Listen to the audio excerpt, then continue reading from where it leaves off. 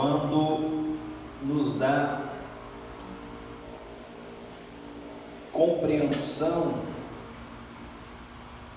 de uma verdade eterna. O escritor anônimo aos Hebreus, você que puder me acompanhar, tanto encontrando quanto acompanhar lendo os registros, esta primeira leitura está em Aos Hebreus, no capítulo 13, versículos do 20 ao 21, então são duas citações de versículos que são suficientes para eu introduzir o assunto desta noite. Se você encontrou em Hebreus 13, diga amém. Amém.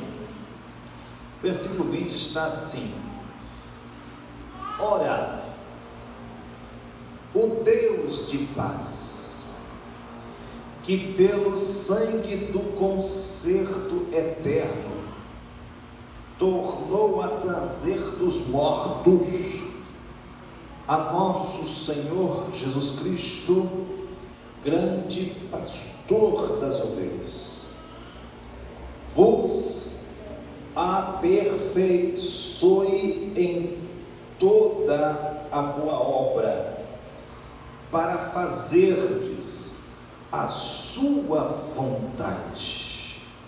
Repita por favor assim a frase: fazer a sua vontade. Fazer a sua vontade. Operando em vós o que perante Ele aqui é Deus, é agradável por Cristo Jesus, ao qual seja glória para todos sempre. Amém.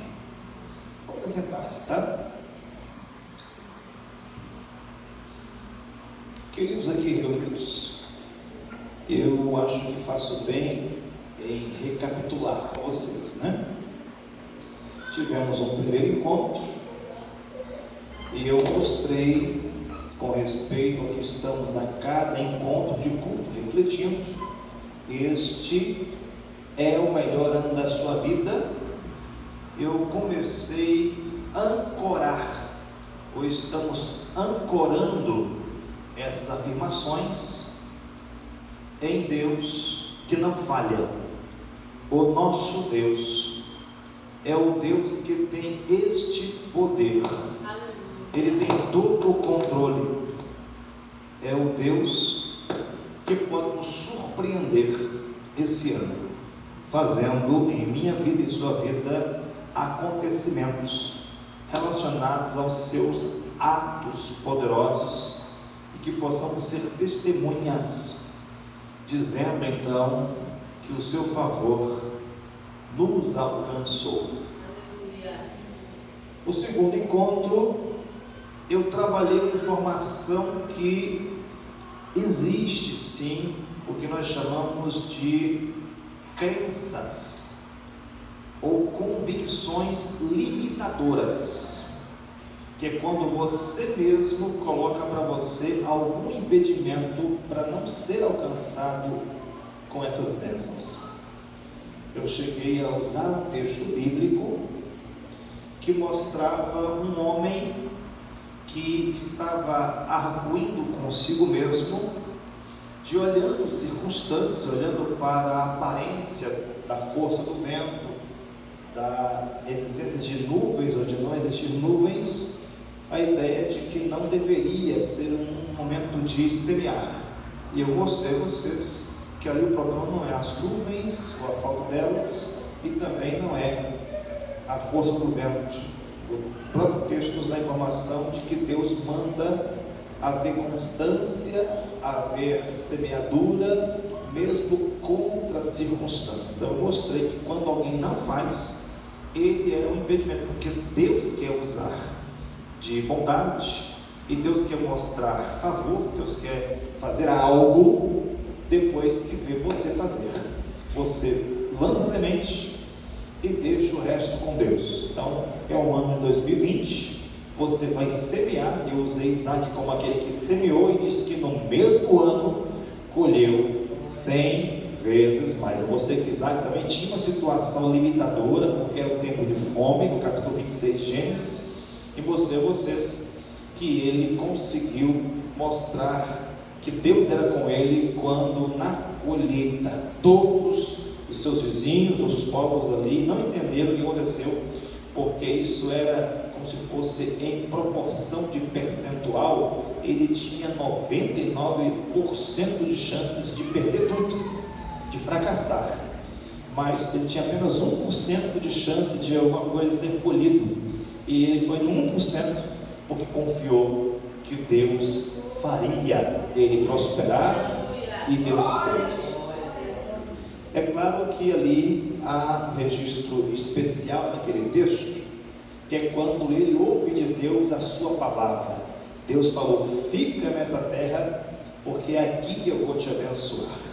Então eu só preciso de uma palavra de Deus. Diga assim: eu só preciso de uma palavra de Deus. Isso é suficiente para eu ter o melhor ano da minha vida.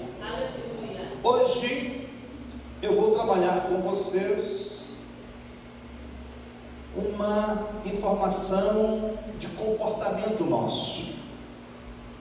Eu mostrei antes, então, um comportamento em crenças limitadoras. Eu vou trabalhar aqui na sexta-feira, o próximo culto, verdades libertadoras. Verdades libertadoras. Mas antes, eu já começo hoje, como se fosse até uma introdução do que vou falar na sexta, falando do que nós lemos. Que o versículo 21 está dizendo de agradar a Deus. Agradar a Deus. Eu quero trabalhar com vocês hoje que as coisas em relação ao que seja dispensação de Deus para a minha vida e para a sua vida, passam pela forma como Deus se agrada de nós. Eu sei, você certamente sabe, que há registros bíblicos de pessoas que Deus mesmo dá como citação, até associado à gravidez de Rebeca, esposa de Isaac, ela grávida de gêmeos, quando ainda não sabia ela o que estava acontecendo, e o Senhor chegou a dar uma revelação a respeito de duas nações no seu ventre, e ali havia as crianças em movimento dentro dela, no seu útero, e Deus falou, e depois há registro do próprio Deus falando, depois confirmando que Deus teria escolhido um daqueles. E aí há uma frase de Paulo que diz assim: eles não haviam nascido, não haviam feito coisa nenhuma que agradasse ou desagradasse a Deus, mas Deus já tinha feito uma escolha. E aqui, é claro, fica a informação de um Deus que faz escolhas soberanas. E aqui eu fecho, porque não dá para conceituar bem isso agora, porque parece que eu vou trabalhar na contramão dessa informação, porque eu acabo de dizer a vocês que dentro da escolha de Deus, escolhas soberanas, Deus escolheu um dos dois, sem que eles tivessem nem nascido, nem feito coisa nenhuma, nem que agradasse ou desagradasse a Deus. Certo é que você sabe que na presciência de Deus, ele já sabia que o Esaú, ele não ia amar a Deus, não ia viver para Deus. E já o Isaac, desde sua infância, mostrava amar a Deus e as suas coisas, da forma Jacó, amar a Deus e as suas coisas espirituais, que até era a bênção da primogenitura. Bom, hoje aqui eu citei a vocês já no livro de Hebreus, com respeito a fazer a sua vontade. Fazer a vontade de Deus. E aqui é uma saudação final do escritor anônimo aos Hebreus, mas ele também está colocando em saudação final a forma como se ele estivesse fazendo uma oração, pedindo que esse Deus a cada um que está servindo ao Senhor, seja em Deus aperfeiçoado para a boa obra e para fazer a sua vontade. E vai dizer que perante Ele, diante dele, servindo a Ele, fazendo o que lhe agrada, o que lhe é agradável.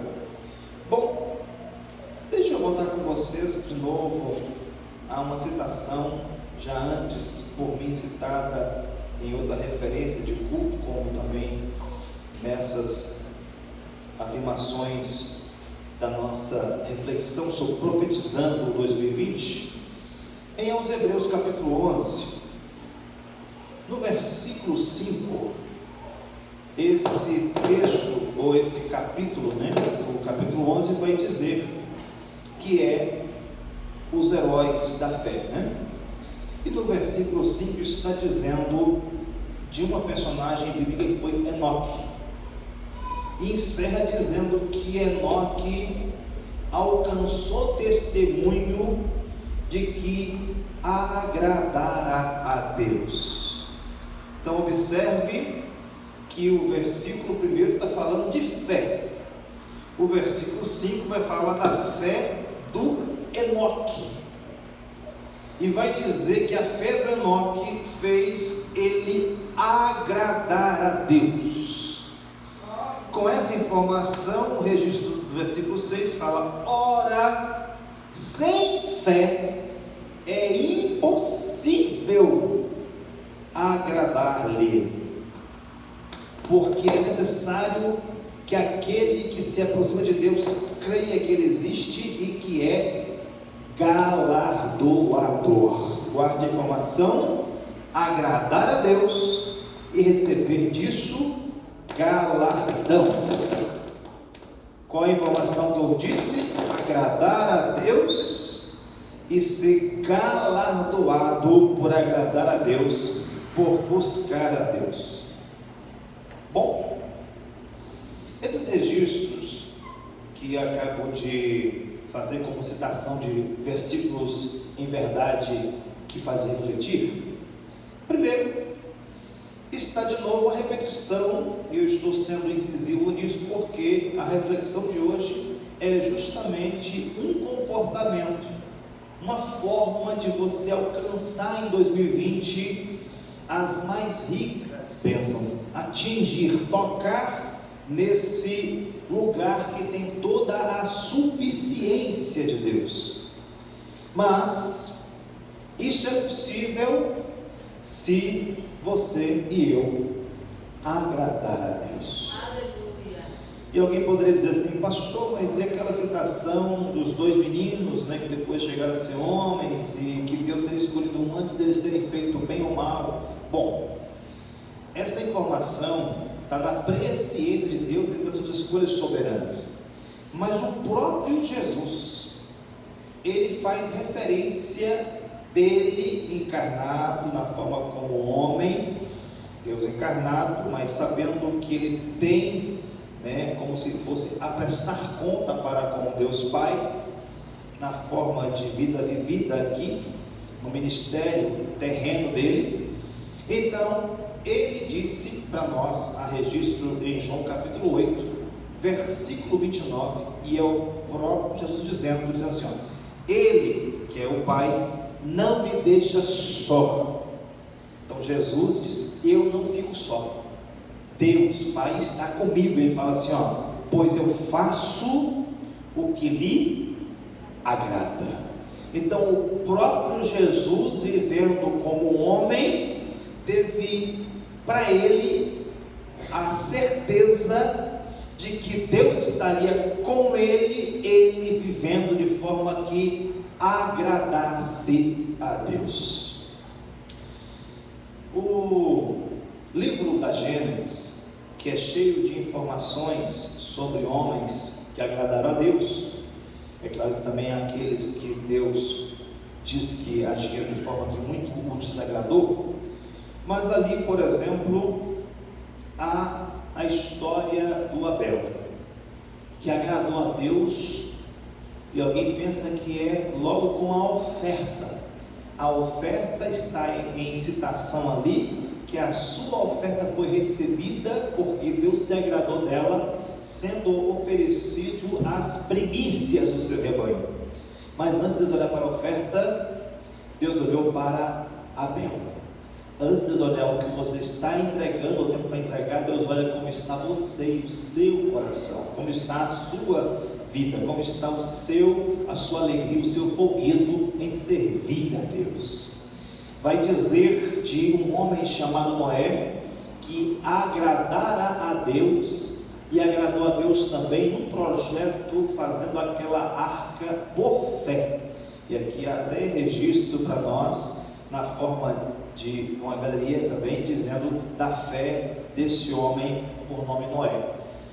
Mas vamos pensar aqui em coisas que a gente possa refletir sobre vida de personagens bíblicos que agrada a Deus.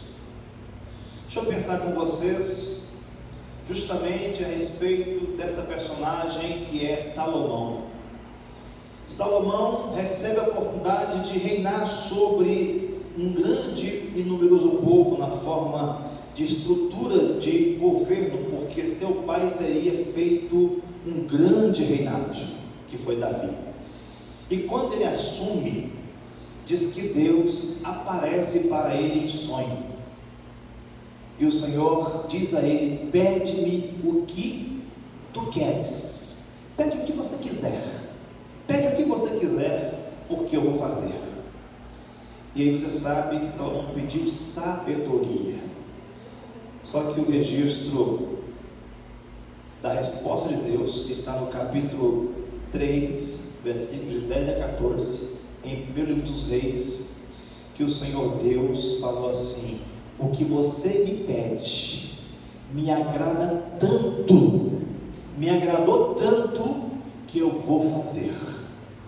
Isso aqui é alguém que consegue orar alcançando o que está no coração de Deus. E o Senhor falou assim: eu vou te dar sabedoria, e vou te dar também, porque eu me agradei do que você pediu, eu vou te dar também muitas outras bênçãos, muita riqueza, muita prosperidade. Eu vou fazer na sua vida você ter um grande nome, eu vou fazer através de você grandes coisas.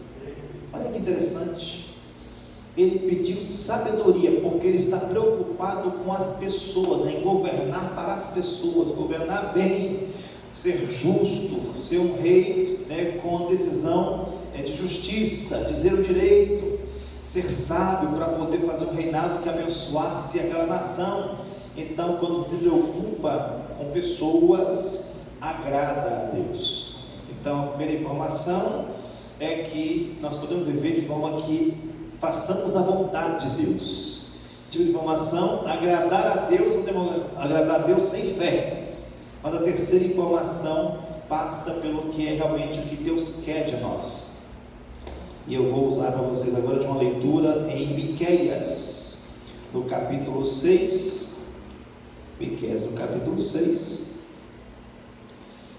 Uma pergunta que Deus faz no versículo 7, que é assim: agradar-se-á o Senhor de milhares de carneiros? Veja que aqui é uma pergunta, e justamente junto a essa pergunta há outras perguntas mais, que vão dizer em resposta subentendida que não é isso que Deus quer. E aí a resposta sim, do versículo 7, está no versículo 8, que o Senhor quer ou pede de ti que pratiques justiça, ames a beneficência e andes humildemente com o teu povo, com o teu Deus. Então, ande humildemente com o teu Deus. Então, tudo isso aqui está passando pela informação de vida vivida, de forma que isso agrada a Deus. Vamos pegar e entender outra personagem bíblica que agrada a Deus, e você não percebe logo de pronto que essa pessoa agrada a Deus. Você só vai entender que ela agrada a Deus da sua vida, os acontecimentos seguintes à sua decisão. Olha, meus irmãos, a informação de agradar a Deus, tem muitas informações que eu poderia citar, mas eu vou passar agora a falar de 2 ou 3 personagens bíblicas. Mas deixa eu lembrar vocês como é que está o Salmo 147, o versículo 11. O Senhor se agrada dos que temem a Ele e de que esperam na sua misericórdia. Diga assim: o Senhor agrada-se dos que o temem e dos que esperam na sua misericórdia. Então, olha só, esse ano vai ser o melhor da sua vida, porque você pode agradar a Deus vivendo assim, esperando em Deus, por temer a Deus e confiar em Deus pela sua muita misericórdia.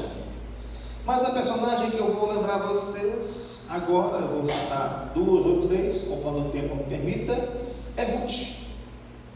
Tentem lembrar em que situação a Ruth decide e faz aquela confissão de fidelidade, de lealdade a Noemi.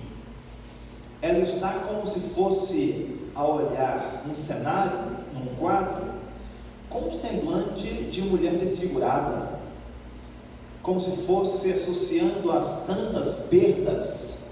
Ela está como uma viúva. A sua sogra, ela mesma chegou a dizer que prefere ser chamada de Mara, que significa vida de amargura. Imagine como está também o coração da Ruth, vivendo um ambiente de circunstâncias olhadas como sendo o descarregar da mão de um Deus Todo-Poderoso. E foi isso que a Noemi passou como mensagem. É isso que ela está acreditando que aconteceu, foi a mão de Deus contra ela. E olha, diante de tantas mensagens que parecem que a Noemi poderia ter soltado num tempo de coração endurecido, aborrecido, em relação ao que Deus permitiu acontecer, ela ficou com o prejuízo da ausência do marido por morte, dos seus 2 filhos. Agora, quando ela volta para Belém, ela está voltando vazia. Então, ela está fazendo uma mensagem para as suas noras de um Deus que está cobrando como se fosse a desobediência dela junto ao marido ter saído do lugar da bênção, do lugar de Belém, que era a casa do pão, e ir para os termos de Moabe. E os filhos casam com mulheres moabitas. E quando ela decide voltar, que ela insiste para que as noras deixem, uma das noras, a órfã, ela resolve ficar, mas a Ruth disse: não insista comigo, não insista comigo, eu não vou te deixar. Aonde você for, eu vou. Se você chegar num lugar e tiver o que comer, comemos ao seu lado. Se ficar sem o que comer, eu passo fome ao seu lado. Se tiver onde dormir, dormiremos. Se não tiver onde dormir, ficamos acordados.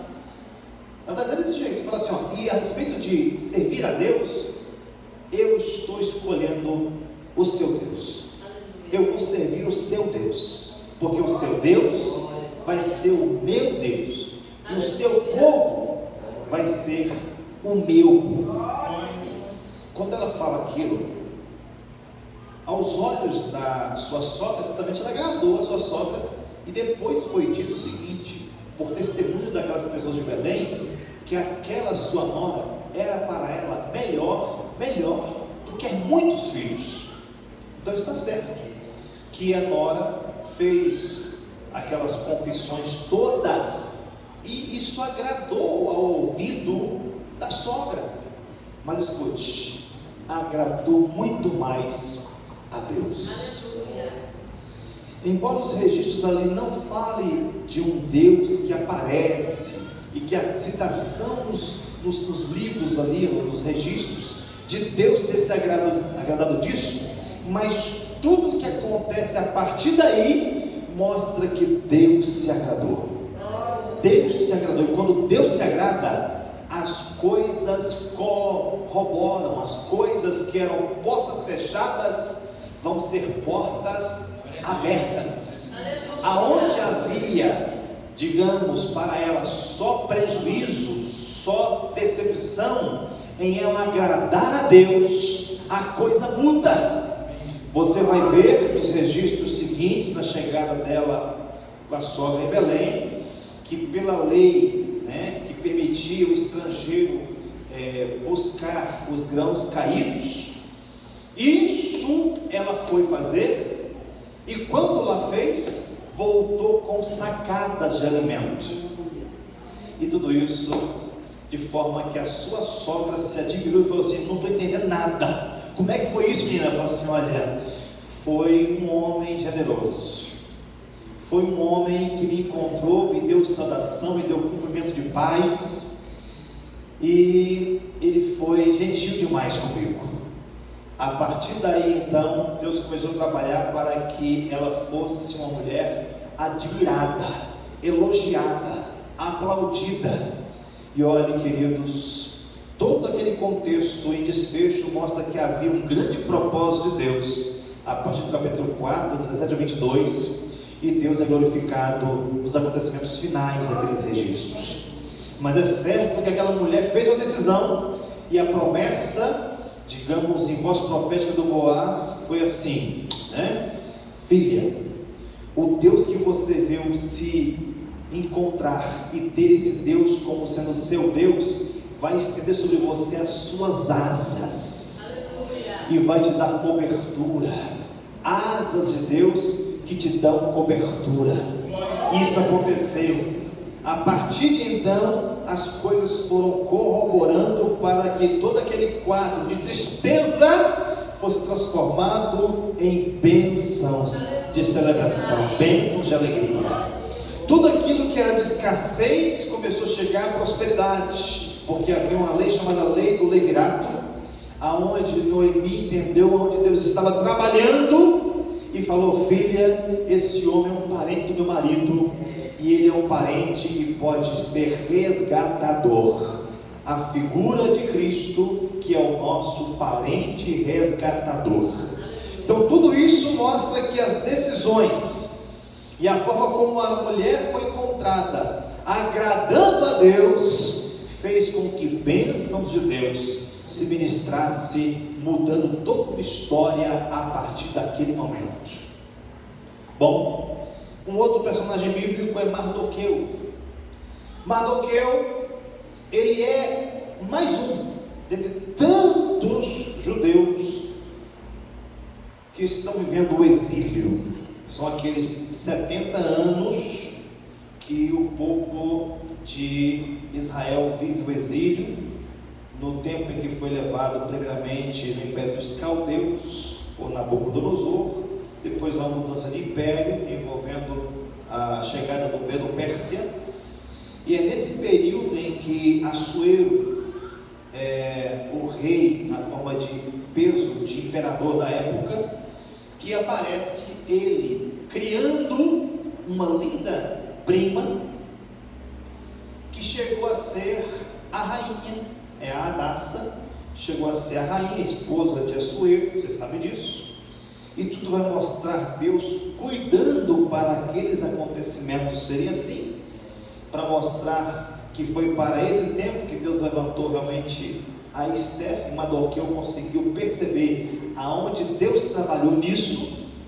Mas olhando para ele, ele é apenas mais um, e parece que o privilégio dele agora e benefício foi só de ter apresentado a sua prima, então 2 primos morando juntos, mas ele um primo mais velho, criando ela, porque seus pais não há registro, mas certamente eram falecidos. Ele é alguém que apresenta ela para um concurso existente na época, para a escolha daquela rainha que substituísse a Vaste. Foram 12 meses ela sendo preparada, junto com muitas outras moças, até que Deus criou uma situação, porque disse que ela caiu na graça né, de quem cuidava das donzelas, depois caiu na graça do próprio rei, a ponto de ele a convidar e a colocar nela, na cabeça dela aquela coroa. Mas o Mardoqueu é alguém que a Bíblia nos vai dar informação dele como sendo alguém que Deus colocou em lugar estratégico. E está lá no registro final do livro que leva o nome de Esther, que ele foi como se fosse um governador de todas as províncias e sempre quis o bem do seu povo. Há o registro dele ali, como alguém que Deus colocou depois, passado alguns anos, inclusive foram dias e anos muito difíceis, hostis para ele, porque uma pessoa muito próxima do rei, né? Dentro da forma como existia aquele reinado, um homem de muita influência, que foi Amã, fez de um tudo para extirpar, acabar com a vida de Mardoqueu. É tanto que é como se ele vivesse já com a sentença de morte, até uma forca já havia sido preparado para seu enforcamento. Mas Deus mudou tudo, Deus criou uma cena diferente, para que quem fosse enforcado foi quem levantou a forca, e aquele homem que agradou a Deus, e que agradara a Deus, Deus substituiu ele em posição de honra e colocou como governador, cuidando dos interesses e do bem do seu povo. De novo, só aconteceu isso porque ele agradou a Deus. Mas ele agradou a Deus de que forma? De muitas maneiras. Você descobre ele justamente sendo um homem sensível aos acontecimentos, ao que Deus está fazendo. E é por isso que você tem que observar o 2020 e entender aonde Deus está trabalhando. Tenha percepção espiritual para entender aonde Deus está trabalhando. Sabe por quê? Porque você não pode trabalhar contra Deus, tem que trabalhar com Deus nisso. Você descobre onde está a mão de Deus para trabalhar com Deus, não trabalhar contra Deus. E aí você, nos acontecimentos onde Deus está trabalhando, para trabalhar com Deus nisso, e você é alcançado em viver a vontade de Deus, viver essa fé no Deus que está no controle e fazendo o que lhe agrada. Você vai observar que ele é o primeiro a descobrir uma trama de morte contra Assuero e livra o rei da morte, e Deus estava nisso.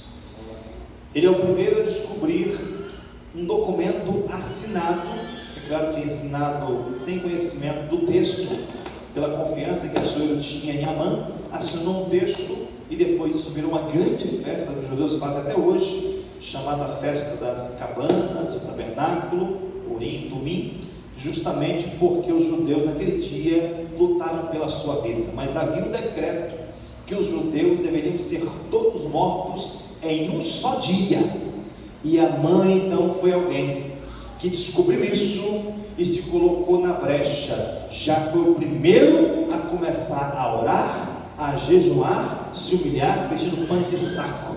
Foi o primeiro, foi para a porta do palácio e conseguiu falar com a Esther e pediu que ela tomasse providência com respeito a isso. Então ele é um homem que está agradando a Deus estrategicamente, cumprindo a vontade de Deus, tendo fé em um Deus que vai agir, que não vai deixar esse acontecimento ser assim, porque Deus vai mudar tudo. Basta encontrar alguém na brecha que o agrade. E quando Deus se agrada, Ele move céus e terra.